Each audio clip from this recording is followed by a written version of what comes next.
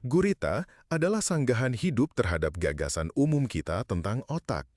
Ia seolah memiliki beberapa, satu pusat di kepala dan 2/3 neuron tersebar di 8 lengannya. Masing-masing mampu berpikir secara lokal, menjelajahi dunia dengan alat penghisap yang tidak hanya mencengkram, tetapi juga mencicipi permukaan. Ia memiliki 3 jantung, 2 memompa darah melalui insang, 1 ke seluruh tubuh. Darahnya sendiri berwarna biru karena tembaga dalam hemosianin, efisien di air dingin yang miskin oksigen. Gurita mengubah warna dan tekstur kulitnya hampir seketika berkat kromatofor, iridofor, dan papila otot. Batu berbintik, alga berayun, bayangan karang, semua itu ia aktifkan seperti adegan cahaya. Tubuhnya lunak, tanpa tulang, sehingga ia bisa menyelinap melalui celah sekecil paruhnya. Dari sinilah pelariannya yang terdokumentasi dari akuarium, termasuk kisah gurita Inky yang menurut penjaganya suatu kali menemukan celah di pagar dan merangkak ke saluran pembuangan menuju lautan. Di laboratorium, mereka membuka tutup toples, memecahkan teka-teki sederhana, membedakan orang. Beberapa spesies membawa belahan kelapa, menumpuknya seperti baju zirah portabel. Contoh langka di lautan tentang penggunaan alat yang disengaja. Namun, hidup mereka pendek. Setelah berkembang biak, individu dewasa cepat memburuk, dan betina bisa berbulan-bulan menjaga telur tanpa berburu.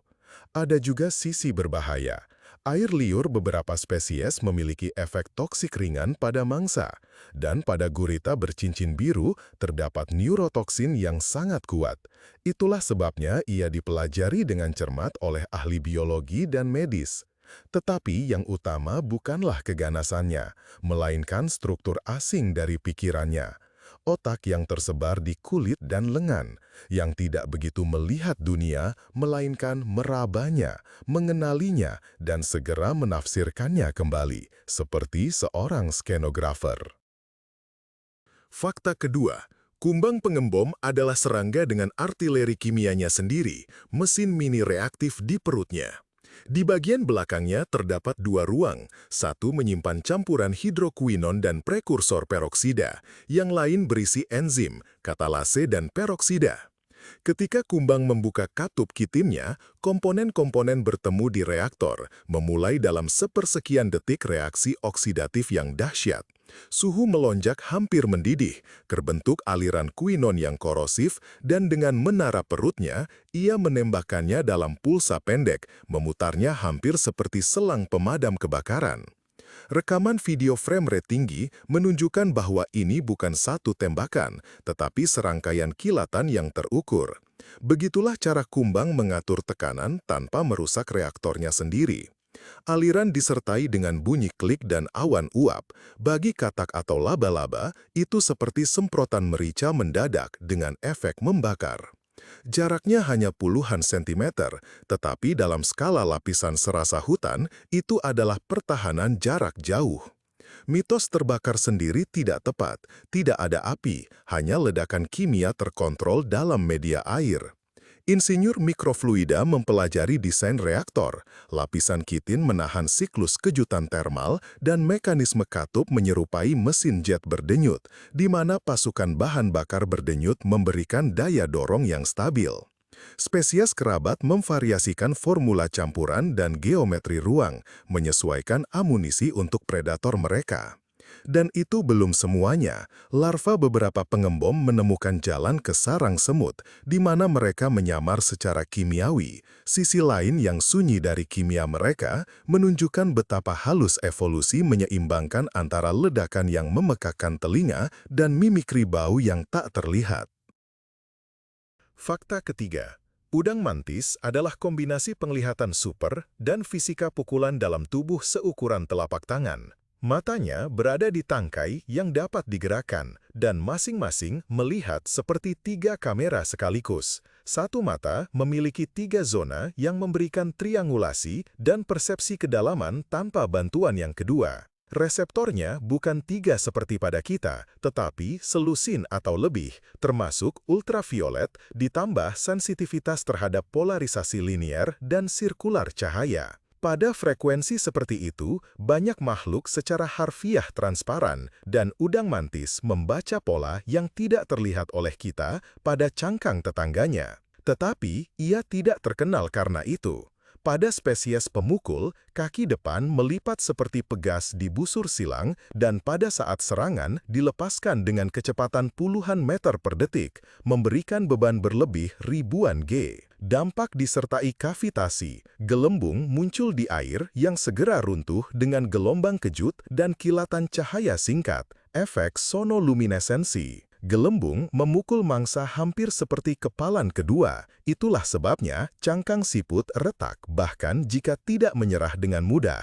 Dalam akuaristik, predator merak ini ditempatkan di akrilik tebal. Kaca tipis dapat merusaknya, dan batu dapat dipindahkan untuk membangun sarang yang diperkuat. Ada juga penombak, kaki berduri mereka dengan cepat menembus udang atau ikan. Perilakunya hampir seperti rekayasa, mereka menandai pintu dengan pola terpolarisasi, mengenali tetangga. Pada beberapa spesies, pasangan berbagi jalur umum, seperti benteng keluarga. Mitos super presisi warna mereka diperdebatkan. Penelitian menunjukkan bahwa spektrum yang luas tidak selalu palet nuansa yang halus, melainkan lampu lalu lintas cepat yang segera membedakan antara milik sendiri, asing, dan target di latar belakang pantulan. Alam di sini seolah-olah dua kali menemukan senjata. Pertama, pada otot dan tuas, kemudian pada air itu sendiri, mengubahnya sejenak menjadi bahan peledak. Fakta keempat, tikus mondok telanjang adalah mamalia yang melanggar hampir semua aturan mamalia kita. Ia hidup di bawah tanah di Afrika Timur, membangun terowongan bertingkat ratusan meter panjangnya, dan terorganisir seperti sarang semut. Ada ratu, ada pekerja, dan tentara, reproduksi ditekan pada semua kecuali yang terpilih. Ia buruk dalam menjaga suhu tubuh, hewan berdarah dingin hampir, tetapi sangat baik dalam menahan ruang sempit, karbon dioksida, dan oksigen rendah. Saat hipoksia, sel-selnya beralih ke jalur cadangan, membakar fruktosa secara efisien, dan terus bekerja. Di tempat lain, mamalia sudah tercekik. Dalam percobaan, koloni selamat dari penurunan kadar oksigen, dan individu tunggal bertahan dari anoksia total selama menit, fenomena yang luar biasa bagi hewan berdarah panas. Kulit mereka hampir tidak bereaksi terhadap asam dan capsaisin. Evolusi mematikan rasa sakit kimiawi dalam kondisi liang yang pengap, di mana gas kaustik akan menjadi siksaan konstan. Mereka hidup berkali-kali lebih lama dari hewan pengerat berukuran serupa, puluhan tahun, dan mempertahankan kondisi fisik untuk waktu yang lama, menunjukkan penuaan yang melambat. Kasus kanker jarang terjadi pada mereka yang dikaitkan antara lain dengan molekul hyaluronan yang sangat panjang di jarian dan kekhasan pengawasan seluler.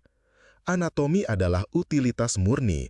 Gigi seri luar yang besar menggali dan bibir menutup di belakang gigi untuk mencegah tanah masuk ke mulut. Kumis dan fibrisee di tubuh berfungsi sebagai radar dalam kegelapan total.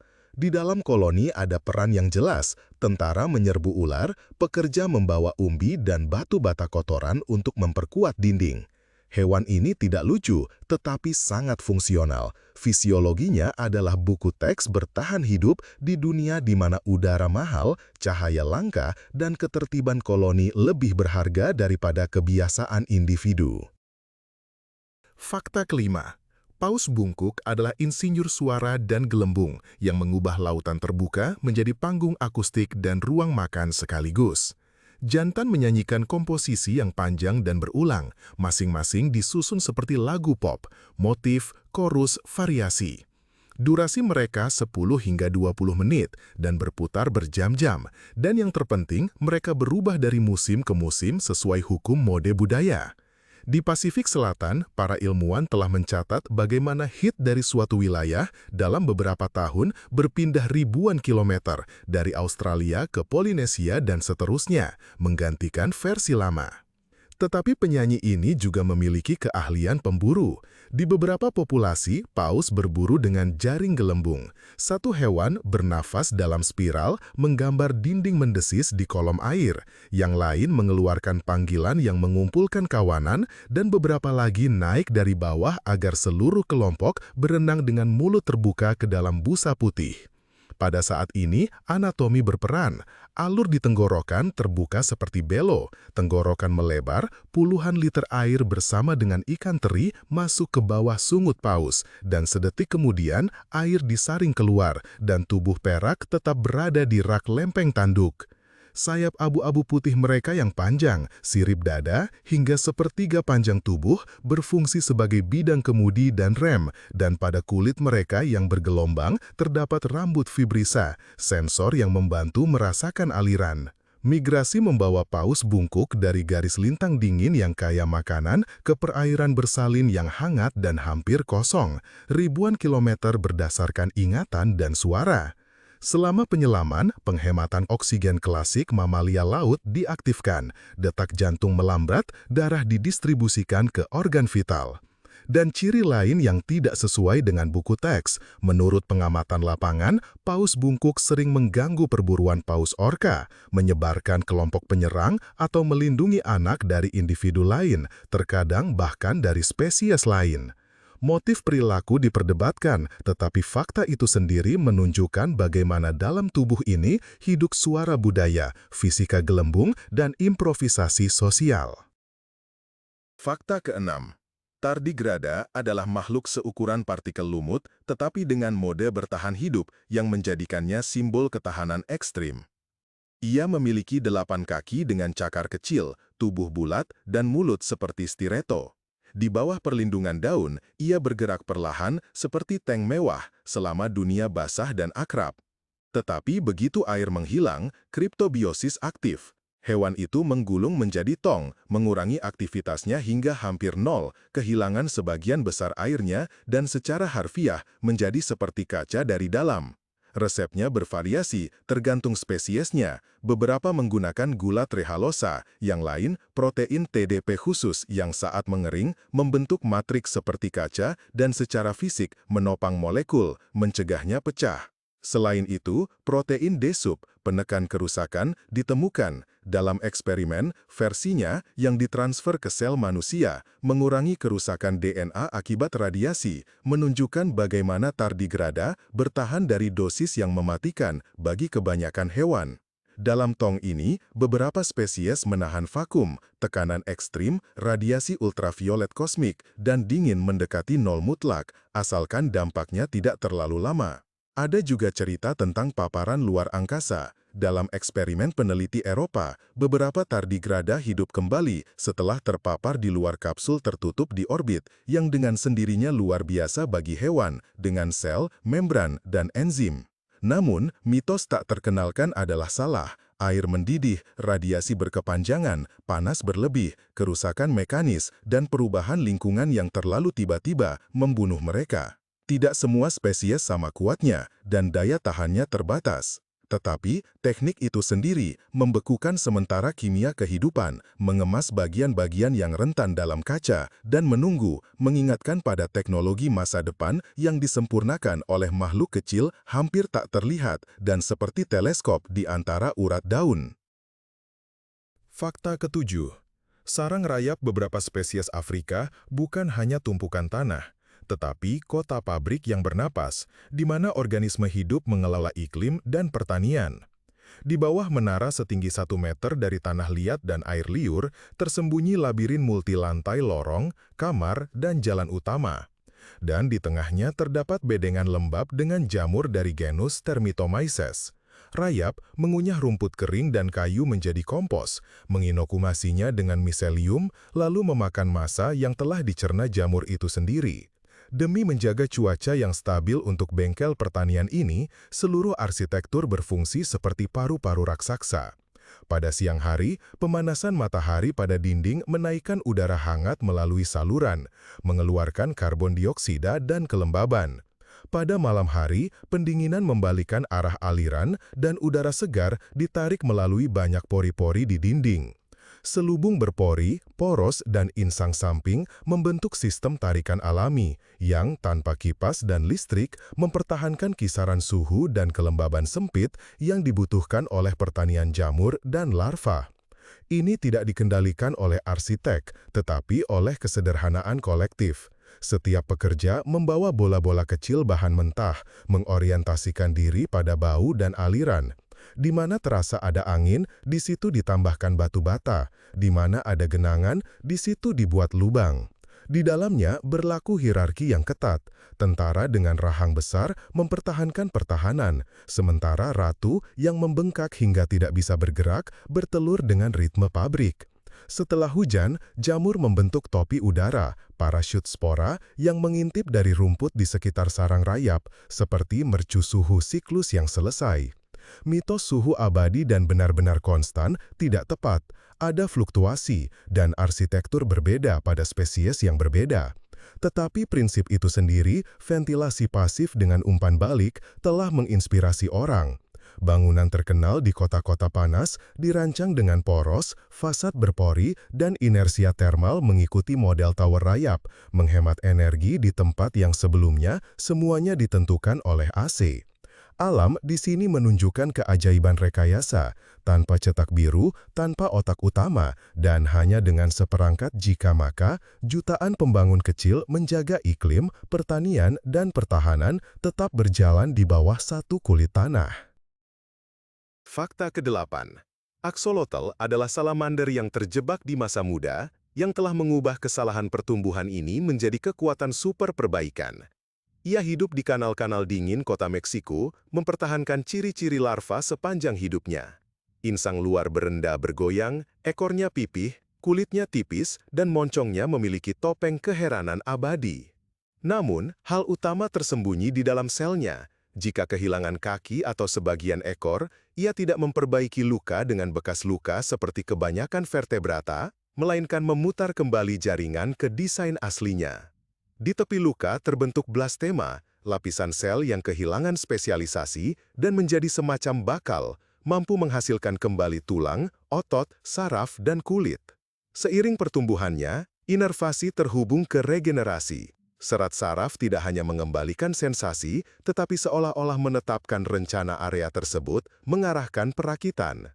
Di laboratorium, sel-sel ditandai dengan label fluoresen, dan terlihat bagaimana sel otot dewasa kembali ke keadaan prekursornya, lalu matang kembali, hampir seolah-olah kerangka waktu jaringan itu dapat dibalik. Axolotl berhasil memperbaiki kerusakan sumsum tulang belakang, bagian jantung, dan mata. Menghindari peradangan kronis, sel kekebalan tubuhnya bekerja secara berbeda, seolah-olah menekan kaskade yang pada kita menyebabkan bekas luka yang kaku. Jika perlu, ia dapat didorong untuk dewasa dengan hormon tiroid. Ia keluar ke darat dan kehilangan insangnya, tetapi di alam liar ia mempertahankan gaya hidup akuatiknya karena lebih aman dan stabil.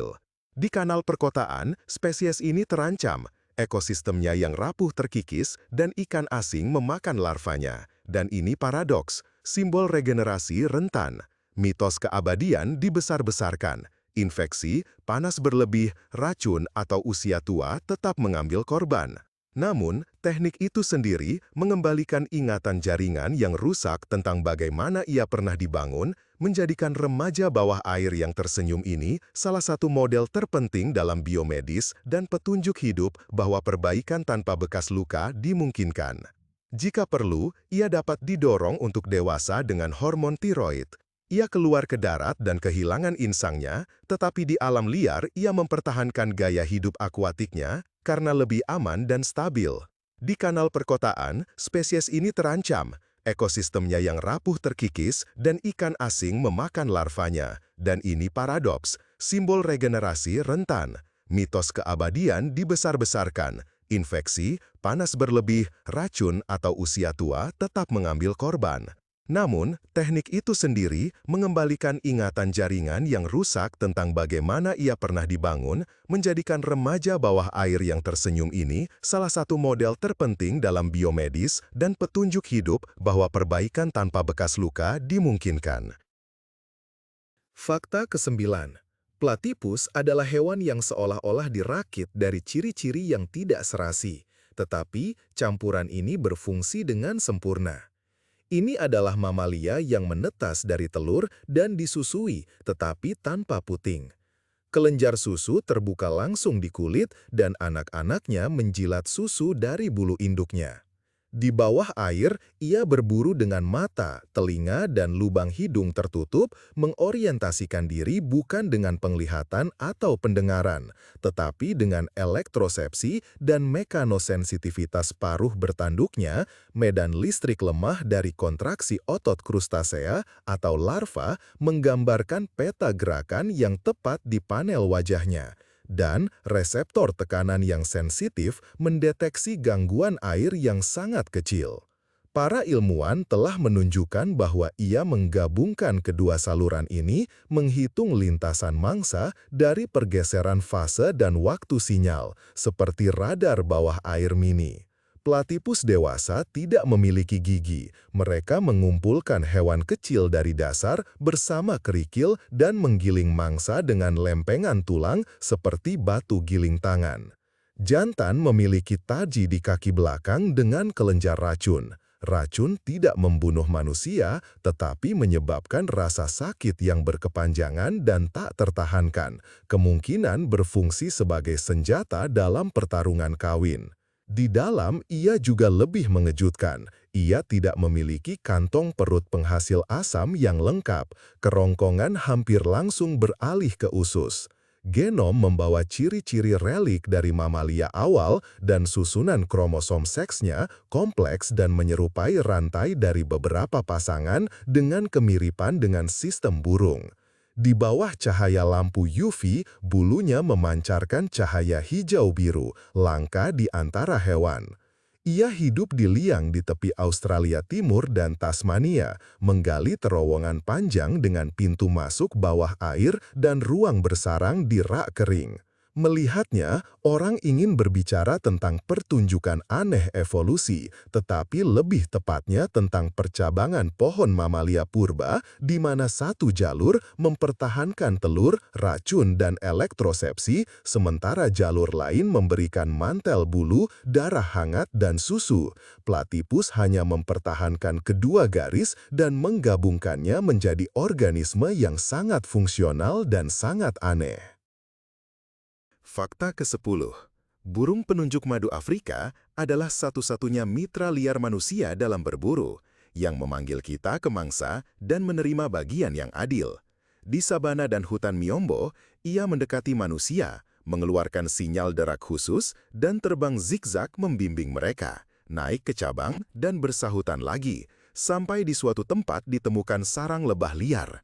Manusia merespons dengan panggilan kuno mereka yang berbeda di setiap suku, dan eksperimen lapangan menunjukkan bahwa panggilan yang benar secara signifikan meningkatkan peluang burung untuk mulai membimbing dan membawa ke sarang madu.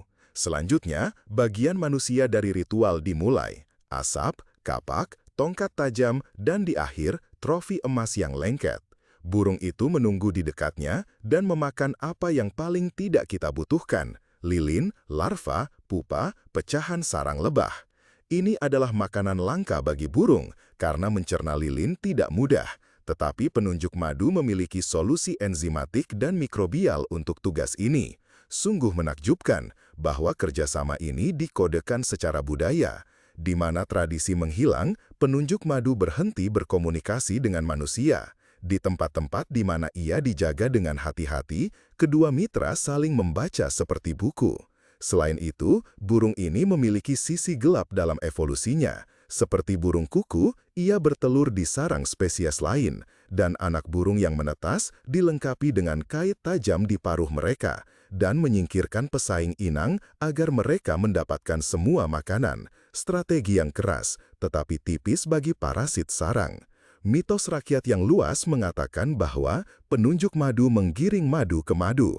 Hampir tidak ada konfirmasi ilmiah untuk ini. Sekutu utama mereka tetaplah manusia. Yang mengimpresikan dalam cerita ini bukanlah persahabatan itu sendiri, melainkan penyesuaian perilaku yang tepat dari dua spesies. Bahasa panggilan kita dan bahasa respons mereka telah bersatu dalam algoritma pencarian sumber daya bersama yang bekerja lebih baik daripada spesies manapun secara terpisah, mengubah hutan menjadi ruang negosiasi antara sayap dan tangan.